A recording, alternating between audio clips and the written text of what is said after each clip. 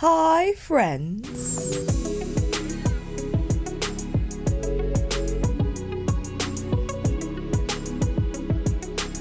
The last installment of my Pat McGrath Labs Top 5 series, we kicked it off with the 10-pan Mothership palettes, followed by her Mothership Constant version 6-pan palettes, and now we have the quads. Quick disclaimer, however, I have not purchased the latest addition to the portfolio, Venusian Sunrise.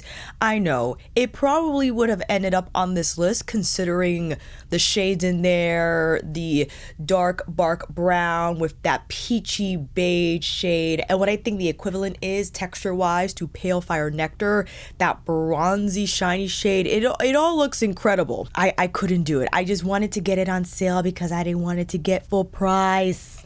You know how that is. But I've gathered favorites here, and they're mostly from the holiday collection.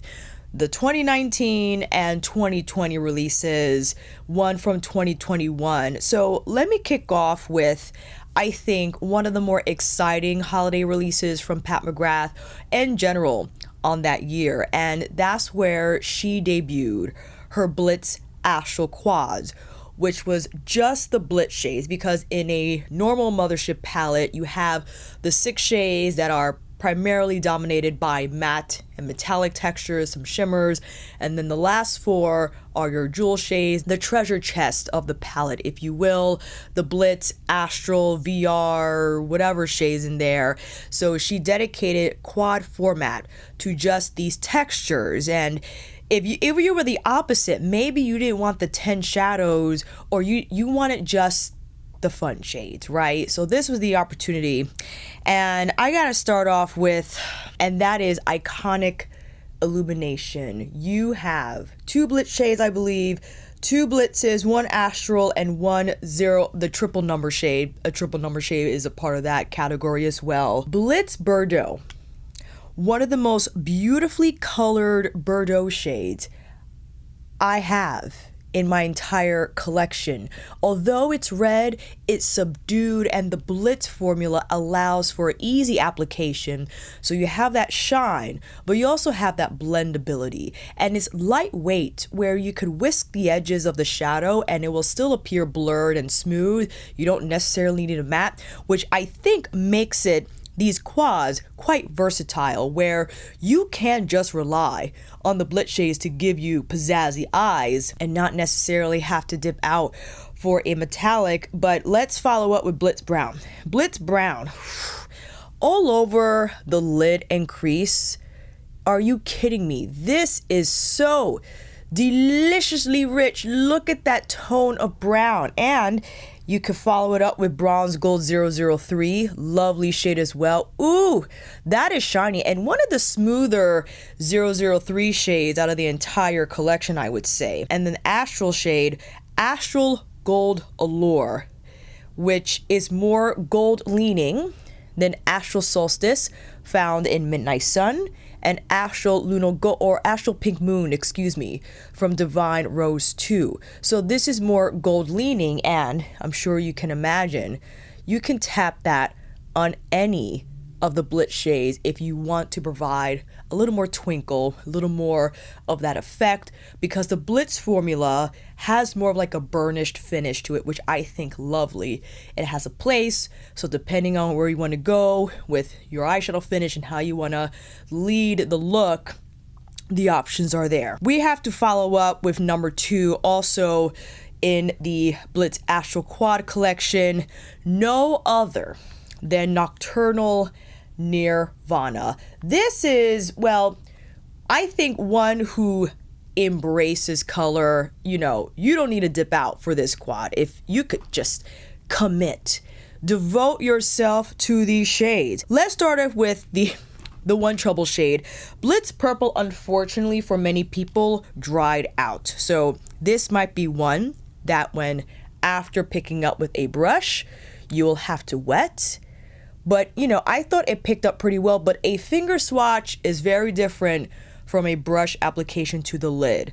So you might have to go in with finger first, but if you have smaller eyes, then I'm thinking like a Sonia brush, absolutely, something, or even the Chikuhodo FO10, something with a brush with a heavy taper, a lot of differently length bristles in the ferrule, so there's more grab and more adherence when you rub the brush across side to side in the pan. Going into VR Emerald. Ooh, this is a duochrome shade. It's from purple to green. Just look at that smooth, shiny texture. More lightweight than what you see from Blitz Purple. I think you can definitely apply this by itself, but because the flip shade is purple, you could apply Blitz Purple first and then VR Emerald on top, and that will just transform it all together. Ooh, that will be a beautiful combination. Blitz Purple blended through the crease to create that smoke and gradient. VR Emerald, maybe not all over the lid, but just on the inner corner. And I think an appropriate pairing, because it's so lightweight, it will fare well on the inner corner and won't feel or appear heavy there. Blitz Aqua Marine, not a duochrome, but just a beautifully shiny sky blue. Ooh, lightweight also, can be layered, again, inner corner, or you could layer this on top of VR Emerald if you wanted. That's an idea. And we got Incandescent Gold 003, a lighter tone gold. Yeah, can be paired with any of these shades. Inner corner, maybe you do, what is that style called? Not the bracket eye. The halo eye. You could take any of these shades on the outer inner portions of your lid and tap on incandescent gold on the center, or maybe here on the lower inner lash line, inner corner. Again, having these textures available to you in a more edited format, I think it makes it more accessible and more fun, I guess, because you're not overwhelmed by the fact that you have 6 other shades to incorporate if you wanted, but the 4 have great impact on an individual basis. They just have impact all by themselves, but then you can really go beyond and cocktail them in a myriad of ways and still have that pizzazz, but the simplicity is in the number, right? You only have 4. You could use 1 at a time because each shade has that punch, has that blend, has that uniqueness about it, and then you can combine if you really wanted to take it up a notch. So that for me was what the Blitz Astral Quads offered. Going into now holiday 2020 for Celestial Divinity, I believe. This was the holiday collection that debuted one of my most favorite quads, as well as the first time Mother released an 18-pan cardboard palette that when leaked, and I myself thought that could not be Pat McGrath because it just seemed out of her orbit in terms of what she has released before. But when I saw it and I bought it and I used it, I realized, okay, this is for the demographic that, you know, may not have the actual shades, but the textures, the formula overall for the 18-pan palettes have been fantastic. And in addition to that palette, we have the quads. And because I included Dark Star in my previous top 5 for the 6-pan motherships, I had to include Interstellar Icon from the Celestial Divinity Quad. This is an edited version, I feel, what like exists in Dark Star. I gushed over that palette in my top 5 video, and I had to include Interstellar Icon. Let's start with Golden Polaris. Of course, we have to have the gold, but this is just, I don't know what it is about this particular color. It looks gold in the pan, but it has, or maybe more champagne, is more of a champagne, like high shine type of a gig. And next you have Hypnotique, which kind of reminds me of Blitz Amethyst from Subversive, but this is a metallic. Ooh, but it's beautifully smooth and I love the color. It's a dual chrome shade, creamy, smooth, will be lovely all by itself. And next we have Blue Blood, which already exists in Decadence. I know, but when paired with these colors, I thought it was a fantastic shade to have. Blue Blood is one of the most beautiful shades out of the entire Pat McGrath collection. Yes, so if you already have Decadence, I understand why you'd be like, why? But look at that color. It reminds me of Metropolis. Metropolis in Dark Store is more eggplant, has a cooler tone to it. Whereas Blue Blood, like the name suggests, more of like that, a little more red plum in there. So I think it's fantastic all over the lid because of that formula. If you have Decadence Mothership 4, you know that metallic formula is so smooth, and when you blend it through your crease, it just forms a gradient all on its own without the presence of a matte, and I think it quite versatile with different brushes. But the last shade in this palette, Divine Dahlia. I remember wearing this shade on a photo shoot, and the effect it had, my goodness, let me swatch it for you. So this shade, out of all the ones in the palette, definitely has more shine. I think it has more pearl in there, but oh, I don't know what it is. It's like a mink taupe, a cool bronze, so many things. The Dahlia shade, when I apply it all over my lid and crease, gives me like this sophisticated, like jazzy, what is it? What's in that era, the Gatsby era, the speakeasy type of a feel and mood, the smoky table at the corner of the club, you only can see the silhouette. That is the vibe this shade gives. And when you apply this all by itself, it is just remarkably gorgeous. And the other shades paired in this palette with it, my gosh, if you wanted to steer it more like fun, you go in with the blue, or you could go in with Golden Polaris, or you could apply this on top of Blue Blood. Get out of here. These two together, stop it. I know, when you think about it, it's too much. I had to include Interstellar Icon on this list because just this right here. Enough said. Moving on to another palette also found in the Celestial Divinity collection. I was going back and forth with this one because there was the Divine Rose release in the quad, and there was also Venus in Fleurs, but I have another comparison to Venus in Fleurs with the palette that I decided to have on this list over that one. We'll get there in a minute, but I had to go with Risqué Rose. Risqué Rose had two new formulas in this palette. They were more of like a moussey, like it was like a cream to powder type of a thing. Not like Natasha Denona. The Natasha Denona cream to powder format had more like a mushy type of a texture. This was not as, it still had a little bit of powderiness to it, but you could detect that there was something going on with that formula, and I enjoyed it.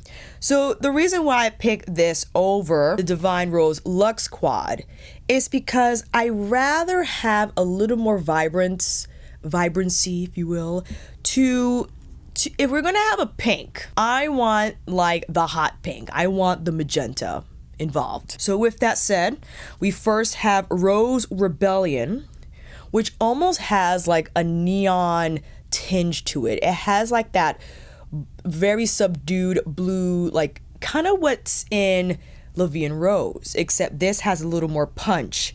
And I'm gonna go into Mink Noir.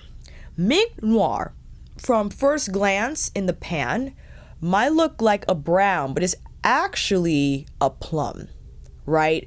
I think these two are gorgeous.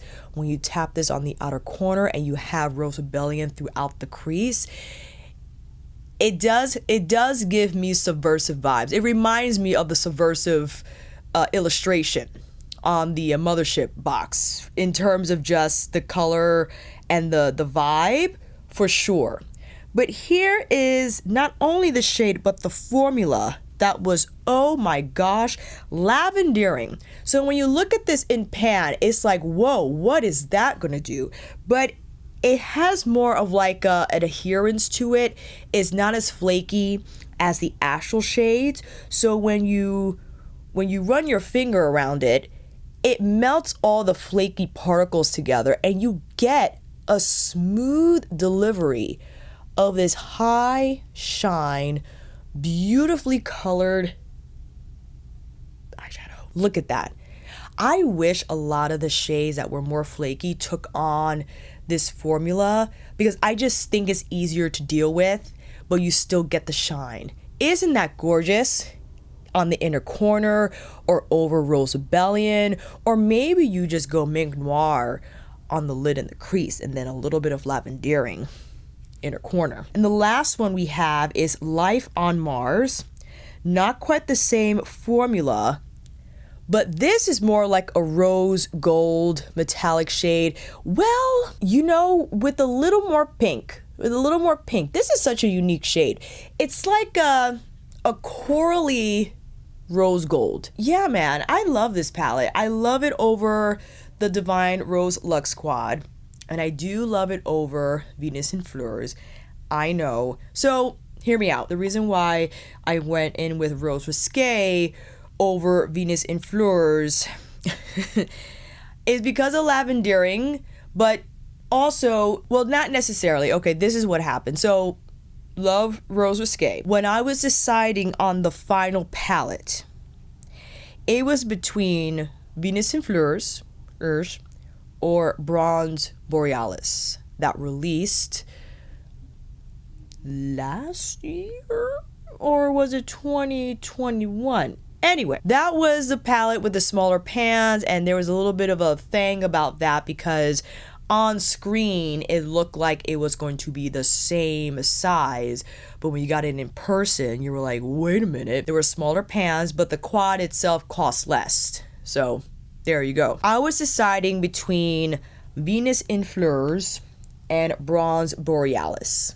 Okay, it was hard. It's still hard. I'm looking at them now, and oh my gosh. So I have Bronze Borealis on the eyes, and what got me was Mink Dusk. Mink Dusk is just a beautiful mauve, right? Whereas from Venus in Fleurs, After Dusk, you got a little more red in there, or there's a little more warmth going on. You know what I mean? I love the one from Bronze Borealis because the smokiness about it, there's like a coolness to it that I prefer and that I think is very unique. And I get it. Pale Fire, this shade right here, that's been mutilated. Pale Fire Rose, I keep saying Pale Fire Nectar. Rose Fire Nectar. Amazing shade. You could pat it down. Yeah, you could get really beautiful shine. Although flaky, you could get it on whatever shade you have in here. I think for me, Bronze Borealis earns a spot in the top 5. I know I'm deciding on camera. It's just because it's easier to use. It's easier to use, and I do prefer that matte shade over the one in Venus in Fleurs. And then you have this metallic, Sienna Rose. Sienna Rose, yes, not as flashy as Rose Fire Nectar, 100%. But when you nail the shade like Sienna Rose does, I don't care. I don't care if it's not as shiny, all right? You can't go wrong. You cannot go wrong with a rose that has the perfect tone of warm and cool, is right there for you. It's easy to apply. It has lovely shine. The other shades in here, Cyber Bronze and Lunar Legend. Cyber Bronze, I have it here on the lower inner lash line. Gorgeous, okay. And then for highlight, you have the Lunar shade. It's almost like a little pink in there, but maybe that's just from all the swatching I've been doing. And it was hard because Venus in Fleurs also has this shade, Twilight Bronze. Twilight Bronze gorgeous. It has more pearl than Cyber Bronze and is cooler, but is a little drier, a little bit because of that. Ooh, it's so pretty. It's so, you know, if I rather would have had Twilight Bronze in the Bronze Borealis palette, because I thought, with this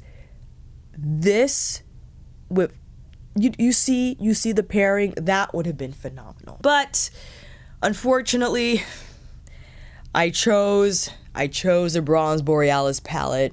I know. This is the other shade found in Venus. Moonlight Liaison. This is a gorgeous palette. Maybe it's because my Rose Nectar shade broke that using this quad takes a little bit of maneuvering, and maybe why I docked points. But that's not its fault. That's my fault for you know, manhandling it in a way that destroyed that shade. I think, however, still, you know, when I see, what is this color called again? My gosh, Mink Dusk in action. It is just, I love the tone. It's the tone for me. It's like that mauve-y in the Venus palette, that more red. I don't know if I like it more than the mauve-y, more mauve-leaning matte. So that's why Bronze Borealis is on the top 5 list, 100%. And I know it's not as pizzazzy as Venus, for sure, because it doesn't have a VR shade. It doesn't have ultra shiny shades. It mostly just has the smooth metallic formula, right? Because Sienna Rose and Mink Dusk hit it out of the park for me in terms of the shade, like in terms of the actual color, it's okay. And because I have the other quads in here, I thought maybe I should hold a spot for something that's a little more low-key, much like, you know, how I treated Golden Opulence on my top 5 6-pan mothership list. It's basic AF, but you know what? It gets the job done. And when I use it, it's spectacular. My eyes right now love how they came out. So that is it. Yes, again, although I don't have Venusian Sunrise, and I believe there is another quad releasing for the blush bomb release for the blush sticks. Who knows if I'm gonna get that? I'm probably not. Because again, I'm trying to be more mindful with my spending and buying things that have more of an appeal to me. And I have so many of the quads already, as well as all the holiday 18-pan palettes, that I pull the reins on the quads for now. But who knows? I'm happy to film an updated list in the future if it calls for. But for now, these are my top 5. Iconic Illumination, Nocturnal Nirvana, Interstellar Icon, Rose Risqué, and Bronze Borealis. Let me know what your favorite quads are down below, fam. I would love to know. I'll see you down in those comments. And until then, that is a wrap. Thank you all so much for watching.